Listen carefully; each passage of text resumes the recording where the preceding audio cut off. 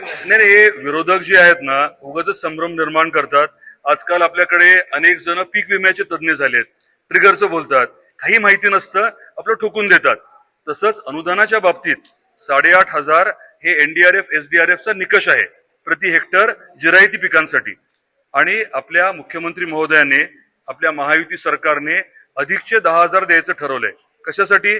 कारण आपल्याला रबीचं पीक घेणं कदाचित अनेक ठिकाणी शक्य होणार नाहीये, किंवा आत्ताचं पीक गेलंय म्हणून मदत वाढवायची. असं 8,500 अधिक 10,000 म्हणजे 18,500 रुपये हे हेक्टरी मिळणार आहेत 3 हेक्टर पर्यंत. जे पैसे आता खात्यावरती यायला लागलेत, माझ्या अंदाजानुसार आपल्या धाराशिव जिल्ह्यामध्ये अनुदानाच्या स्वरूपामध्ये साधारण 1,000 कोटी रुपये येणार आहेत. काल मी आवर्जून पोस्ट केली, 750+ म्हटलं. 750 कोटीपेक्षा जास्त अनुदान हे आपल्या जिल्ह्यामध्ये उपलब्ध होणार आहे. मी ते काल कळवलं, त्याच्यामध्ये अजून वाढ होणार आहे म्हणून मी प्लस टाकलंय.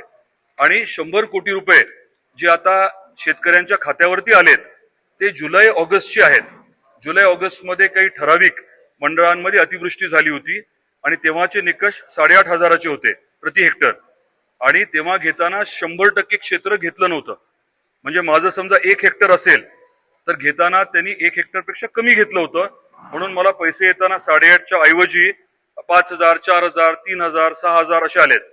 आता मात्र उरलेली रक्कम पूर्ण 3 हेक्टर पर्यंत 18,500 प्रमाणे मिळणार आहे. ती कदाचित 2 टप्प्यात मिळेल. दिवाळीच्या आधी एक टप्पा आणि दिवाळीच्या नंतर एक टप्पा. केवायसीचे व्याज